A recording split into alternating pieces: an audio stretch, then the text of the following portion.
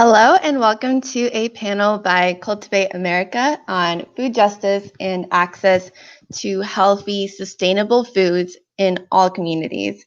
Today we'll be hearing from Erin from the Better Food Foundation. Erin has a rich background in food justice and social justice activism, including founding and running a plant-based consulting firm in Portland, Oregon.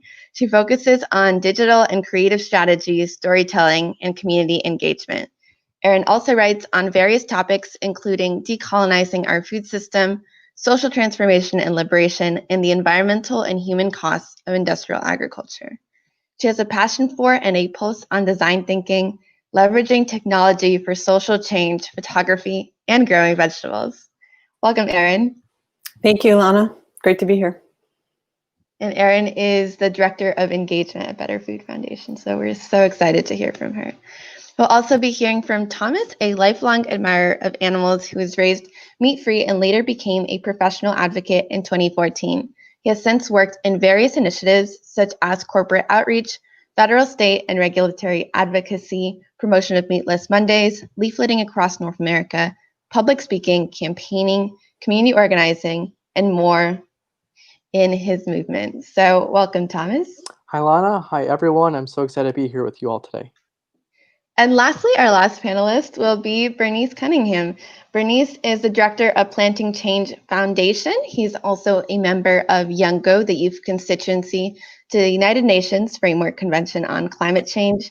He is a climate change observer at COP23, which is the United Nations Climate Conference, as well as 24 and 25 for the last few years. He's a member of Climate Action Network, a worldwide network of over 1,300 non-governmental organizations, or NGOs, in more than 130 countries, working to promote government and individual action to limit human-induced climate change to ecologically sustainable levels.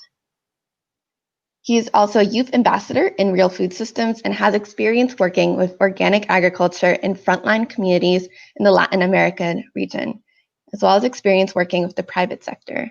Welcome, Bernice. Hello, thank you, Lana, and I'm very happy to be here. Thanks, everyone. So let's get started by hearing a little bit more on what our panelists do, their work, and the work of their organization. So, Erin, I'm going to pass it off to you first to tell us just a little bit more about Better Food Foundation and the work that you and the organization have been up to.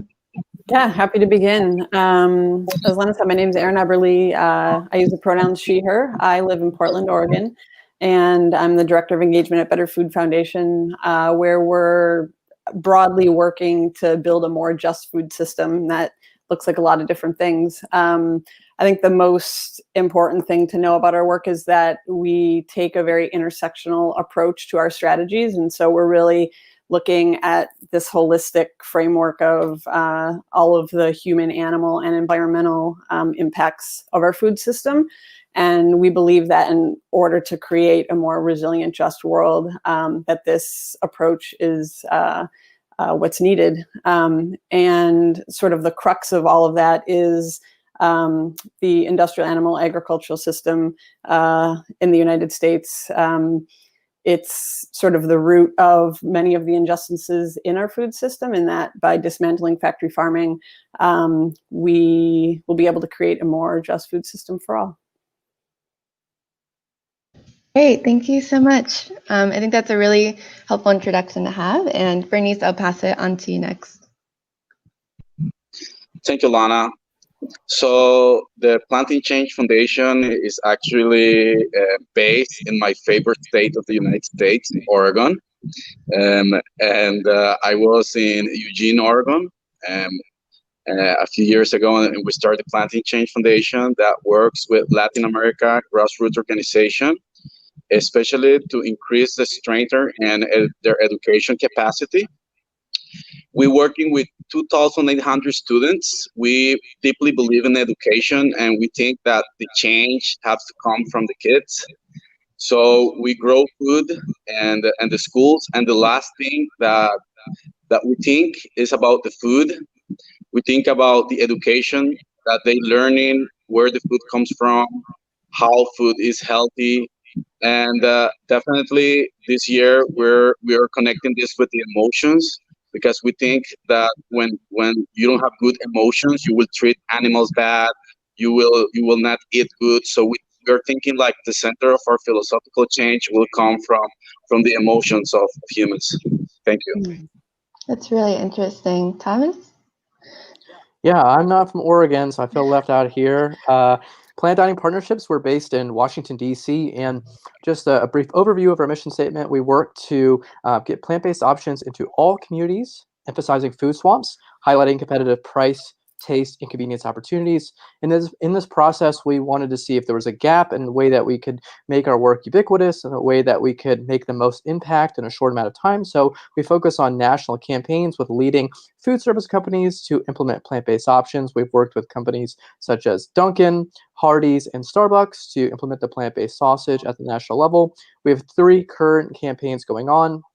We were very fortunate to have over 40 media outlets cover our campaigns, but we still need a grassroots effort in this process, and everything can be institutional. So we host grassroots events across the country. Unfortunately, since COVID, since March directly, we have not hosted any events in person. We're hoping to do that in 2021, depending on when it's safe for everyone to do so. But meanwhile, we're doing virtual training events. So every month we have a way just to get people on our calls, just to see, we all have passion, strengths, interests, and dislikes, and we want to make sure you're doing advocacy that you're not going to burn out. You're going to utilize your skills, because yes, we all want to create healthy, sustainable options, but we want to make sure that if you have a background in IT, you can utilize your skills. If you have a background in writing or public speaking, whatever the case may be, we really need all hands on deck in this effort.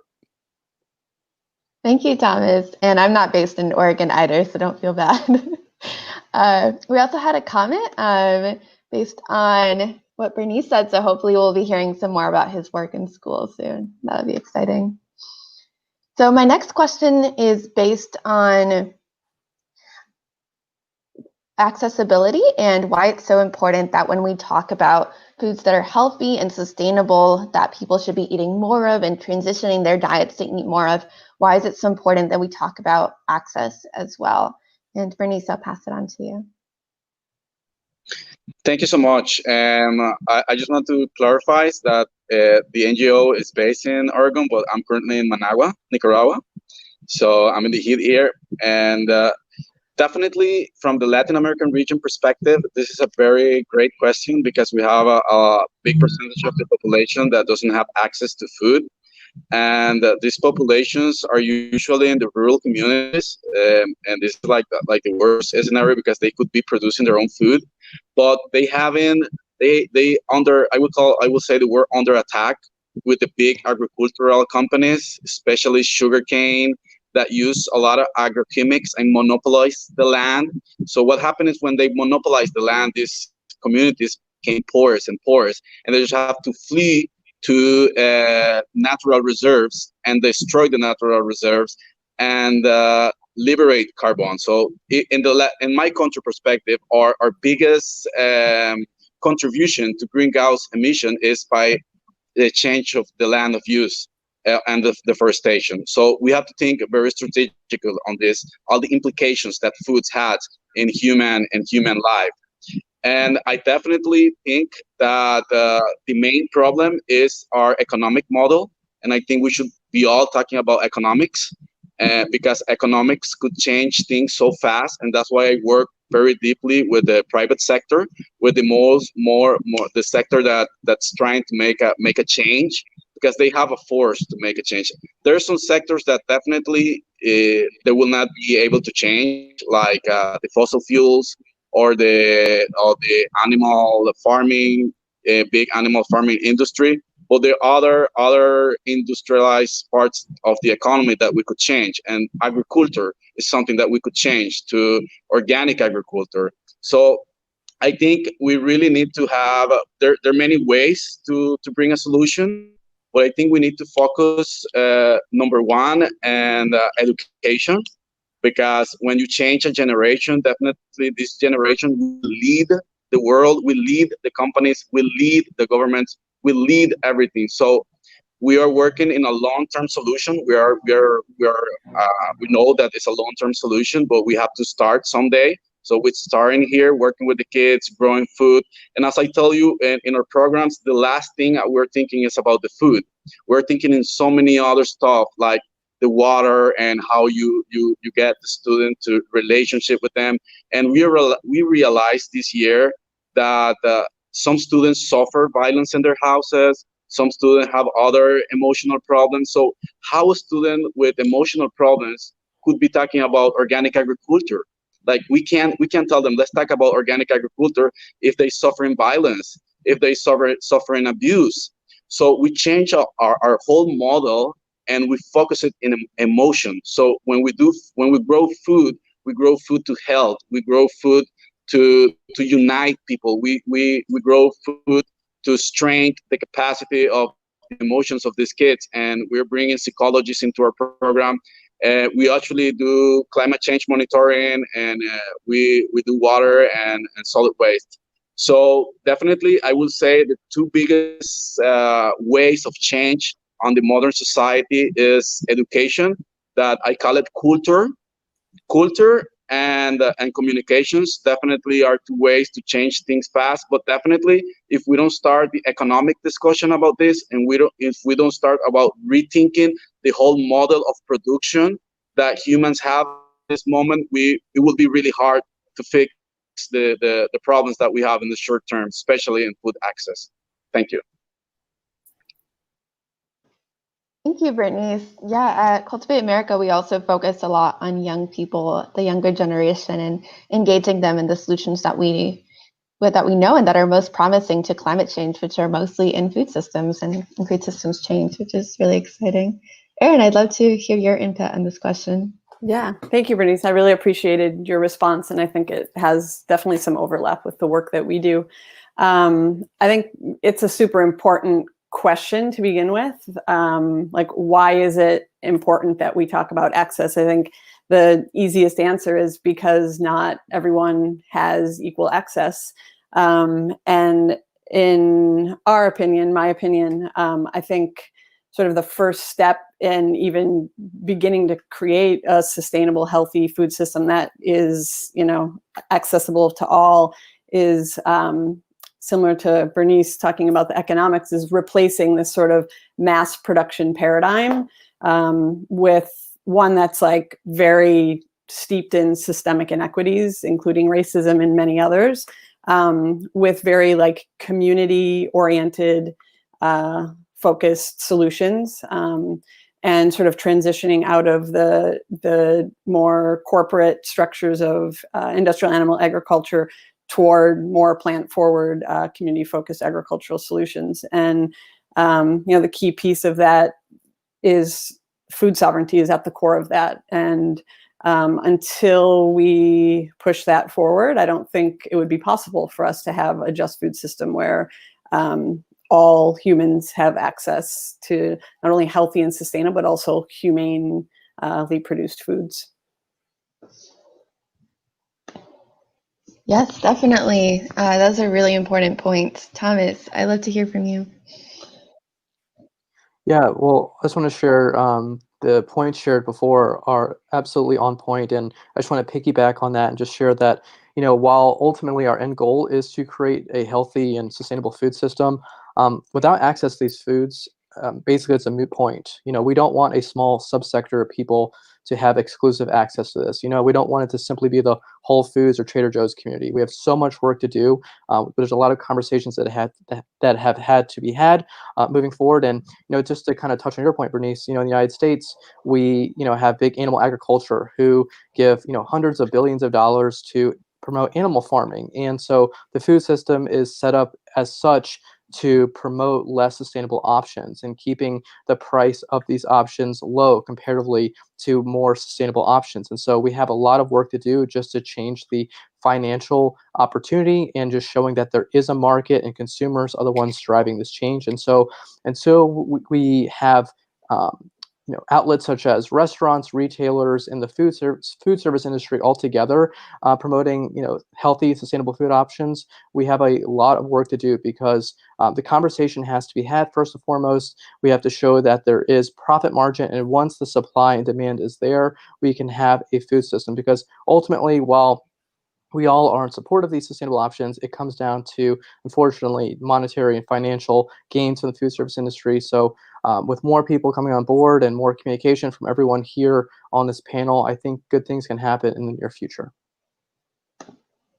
Definitely. I think that really encapsulates a lot of our ideas at Cultivate America. How can we talk about changing diets or changing the food we eat, or even just eating more fruits and vegetables if people don't have access to that in their communities? And we've touched on a few of these already in terms of barriers such as the subsidies in the United States, but I still want to hear from our panelists, what are some of the biggest barriers to access to food that is good for people and good for planet, in your opinion? And Bernice, I'll hand it off to you to get us started. Yeah, definitely. I think one of the biggest barriers is that food is a business. We have to think that we can produce food in our own. I think that's one of the biggest things that we have to discuss, how food production could be taken to the houses, to urban places. So this is one of the things that we're doing this year. We go into the communities and tell them, look how many land you have, because these rural communities, have been taught by the agrochemic big companies that they have to have just one crop, and they have to use chemics, and they have to use this. So we go to the communities and we teach them, you have so many land, you could do permaculture, you could do organic food, and then we will connect you with restaurants that are looking for this. So there's so many opportunities, I think, to grow food, and even in the United States. I know there are many opportunities in many places that you could grow food, and definitely subsidies are a big one. And we were talking about this the other day, how a solution could become a problem. Like we were using the example of the subsidies to gasoline, and like in the climate change conference, we always said take the subsidies from the gasoline. That's like something logic that everybody could agree. But when states do that, like Ecuador example, what happened if that you take a subsidy from the most vulnerable people? So when the gas increase, what increases the transportation and everything to the vulnerable people. So when we think about policy, we have to really think, it's not just take out the subsidy, it's redirect the subsidy to the most vulnerable communities. And this whole transition that we are talking about, it have victims, it have workers. So we really need to think in our policies very deeply, and not build policies from offices. Go to the rural communities, talk to them, ask them what you want. And I want to end with an example. This year, we have this great idea that people need food security, because it's COVID, people doesn't have food, people are losing their jobs. So we said we're going to make food gardens in a community, but we couldn't go to the community to validate the project. So we just make the project on the office. But when we get to the community, we realized that the community did not have access to water. So the main issue for them was water, then food, to produce food. So this is one of the things that happen with policies. You have these great ideas in an office, but they're not connected with the real life, with the real people, and with real problems. So one of my views on this issue is that if we want to look for the right answer, we have to go to the base and ask them what you think the change looks like. Thank you.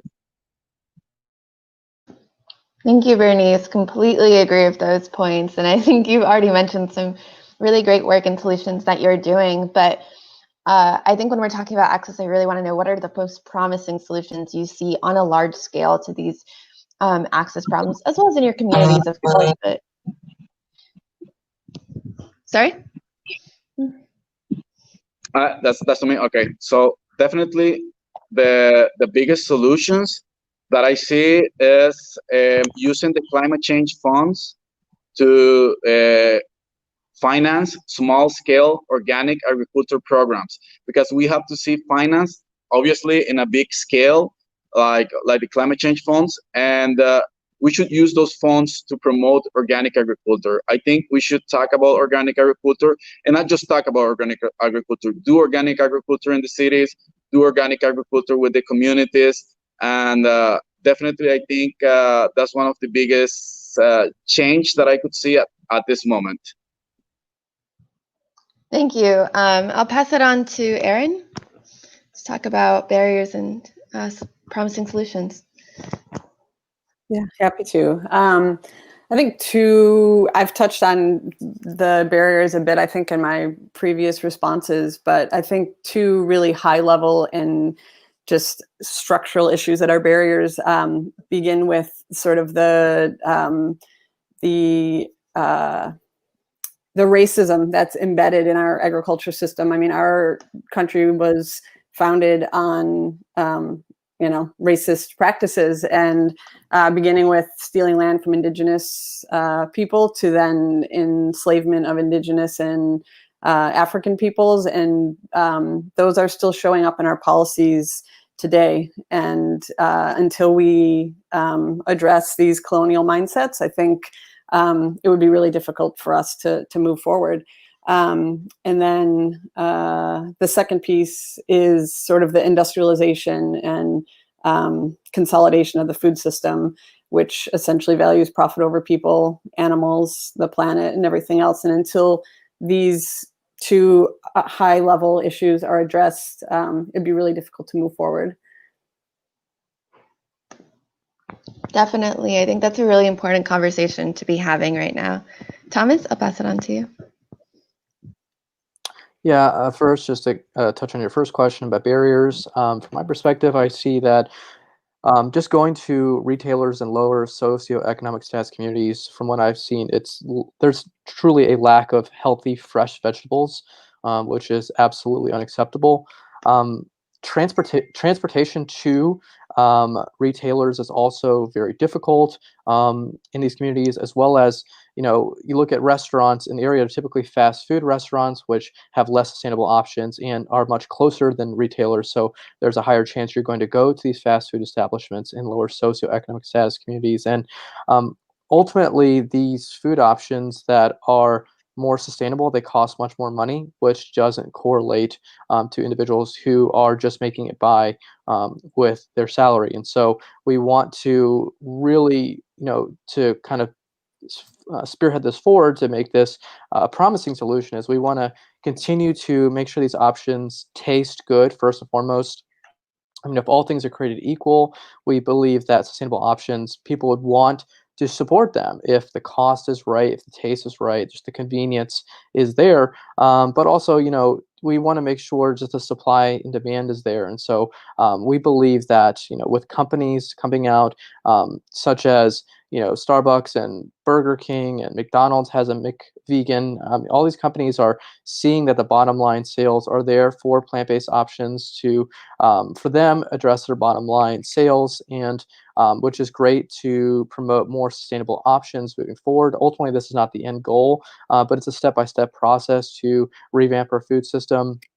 Our food system has radically changed since the end of World War II, and factory farms were not present before then, and it's spread over here to the United States, and it's really taken a widespread initiative. And we're hoping in the next 50 to 75 years we can revamp our food system, where factory farming and just our food supply system overall is going to change drastically. And I think it comes with letting everyone know about the health benefits, the environmental benefits, and the ethical benefits of supporting a very sustainable food system. So we're really excited to see that in 2020, our food system is changing drastically with retailers here in the United States.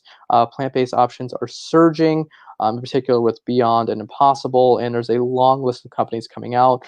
In 5 years from now, it's going to just skyrocket with all the companies that are coming. And the number one most farmed animal is fish, and the plant-based seafood industry is going to completely blossom in the next 2 to 3 years. So really exciting times that are happening in our food system. Thank you, Thomas. Would anyone else like to build off of what Thomas said? I know that you did mention plant-based options sometimes being more expensive, and I think that that's not always the case for items such as potatoes or beans. But of course, when we're talking about fresh produce being available, that does have access issues. Would anyone else like to add anything in terms of solutions or barriers before we move on to how people can get connected? Yes, I would like to add. I think that's a great point. And conference of the parties and the conference of the parties 25 in Madrid, we had a great vegan restaurant. It was just great. Like everything was so tasty. And I've been in other events when there's a bad vegan uh, place. So that makes a big difference. So I will say that one of the biggest solutions is make quality vegan food, because this will shift more the general public. This was one of the main restaurants and COP25, this vegan restaurant, and everybody was going there because the quality was so good. So the point that I want to make is that the private sector has a big capacity to increase this transition to plant-based food solutions with quality. And second, I just want to say another time that one of the things that will bring the prices down, if everybody or most part of the population start growing food in their gardens and their piece of land that they have. I know a lot of people have access to land. For example, I used to have grass in my house. Now I have mint. Now I have all other different crops that I use to cook. I have papaya, I have mango, and I have a small garden. So I think there's a big possibility to be producing food in our own gardens, even in countries like the United States. Thank you. Definitely. Everyone, please stay tuned in with Cultivate America on our Instagram and Twitter and also on Facebook, because we'll be talking more about gardens and how you can grow your own food very soon. So I'm going to move on to our last question for our panelists, which is, how would you recommend people to get involved with the work that your organization is doing and also in broader food justice work? So I'm going to actually hand it out to Erin and mix up the order a little bit to hear. Yeah, happy to. If you're interested in the work that Better Food Foundation is doing, you can follow Better Food Foundation on social media. We're on Instagram, Facebook, and Twitter. You can also check out our sister organization, Farm Forward, and Default Veg, which is a relatively new project launched by Better Food Foundation earlier this year. And it really touches on everything that we just discussed today. So definitely do that. In terms of broader food justice work, I think going back to the community-oriented solutions and ways of thinking about creating access, I would highly encourage people to, follow the work of the other panelists here as well. But then really just dig into your local community, wherever you live. There are a range of queer, trans, Black, Indigenous, POC-led organizations doing amazing work all over the country and globally. And I think starting in your own community to see what work is already happening is one great way to begin. A few folks that I follow and support in this realm that I can highly recommend would be Soulfire Farm. They're in New York State, and they're working on issues of for Black farmers and food sovereignty, access to land, etc. They're amazing. And then in the animal space, Af and Silco are sisters. They are the authors of a book called Aphorisms, and they're really pushing forward some great thinking on issues of animals and race. And so I highly recommend checking them out as well. I definitely do as well. Those are some great recommendations. Bernice, would you like to give some takeaways and how people can get connected? Thank you, Lana. Our organization website, it will be www.plantingchangefoundation.com. We are in Facebook and Instagram, and I'll also encourage to look for your local organizations. And we have a volunteer place, and one of the things that we're trying to do is to connect the US with Latin America, knowledge and interchange of information. So definitely getting started this conversation is very important for us, because that's one of our big goals, is to connect the US and Latin America in different ways.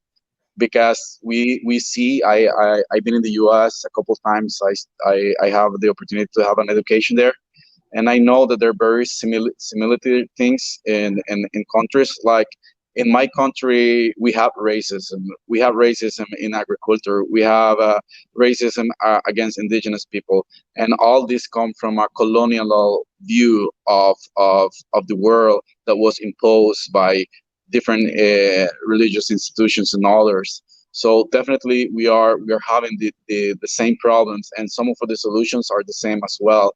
So I deeply believe in the power of collaboration and the power of organizations. So it's different that Planting Change is trying to do something than if 100 organizations are trying to do something with one objective, with one view, and with one vision. So I definitely think that we need to collaborate more and try to see if we could work some projects together and between the US and Latin America. And I think like the indigenous communities from Latin Americans have so much to teach about agriculture to people in the US, for example, that this conversation could be so interesting, and the conversation between rural communities in the US with rural communities in Latin America could deeply have a great outcomes in knowledge and capacity building and technology transfer. So I think the solutions are always more important than the problems. And even if we are having difficult times in the world, this pandemic and this health issue make us realize what are the things that are important and what are the real needs of humans and individuals. So definitely, and this rethinking of the world, we have a great opportunity to collaborate and increase the transformation that we want to see in our society. Thank you. Thank you. Yes, definitely to international collaboration and working across countries and organizations. Thomas, I'd love to hear some takeaways and how people can get connected to the work of plant dining partnerships and food justice. Yeah, well, first, please check out the amazing, our amazing panelists here and check out their organizations and their work. I know I've learned so much, and I'll be checking out their work as well. If you have any extra time, please check out plantdiningpartnerships.org. First and foremost, in our outreach, we want to see what you want to accomplish to create a more healthy and sustainable food system. And so, if you think that your gift is cooking, we want to help you host a potluck for your friends. And we believe it's not, go completely plant-based or go home. If people need to transition, the reducitarian movement has made such an impact in changing our food system to be far more climate friendly and far more compassionate overall. So we want to learn from you. We want to grow together. And so it's not just we have a bunch of projects at the grassroots level and institutional level. We also want to see what you want to build. And that's one of the things that we really want to empower at Plant Dining Partnerships is you follow any passion or interest that you have to help create a food system that we can all be proud of. Our food system has changed so much in the last 5 years, and we're just scratching the surface because so many individuals are using their voices now and knowing that we all can make a difference. It sounds scary starting out doing volunteering, but after a while, it will not even feel like a chore at all. You're just going to run towards it, and it's going to be a part of you, and you're going to really, learn and grow so much from so many people around you. It's not just the work that you get to do to volunteer to help support our changing food system. It's just learning from so many people who are in the front lines with you. And so we'd love to hear from you. Please go to plantdiningpartnerships.org, as I mentioned, or check us out on Facebook, Twitter, or Instagram, or our amazing panelists as well. And also thank you, Lana, for moderating and putting together this wonderful event. Thank you, Thomas, and thank you to everyone who is listening in, and also to my panelists for joining us for this conversation today. We have included some of their information, how you can check out their organizations and get more involved in the comments, and also this entire panel will be recorded, and you can access it through Cultivate America's Facebook page. It's just called Cultivate America if you're not already there, or our YouTube, and it'll be completely saved there in case you want to go back to any of the points that our panelists made, if you joined late, anything like that. So definitely check that out, and check out some of the information that we've included on all of our different panelists. If this is also the first time that you're hearing about Cultivate America, definitely check out our website for more information, as well as follow us on Instagram and on Twitter as well to get more connected and stay updated on new campaigns and new projects that we'll be releasing soon. So thank you all so much, and thanks again to the panelists. Thank you so much. Thank you, everybody. everyone. Thanks for Bye. joining us. Thank you, Lana.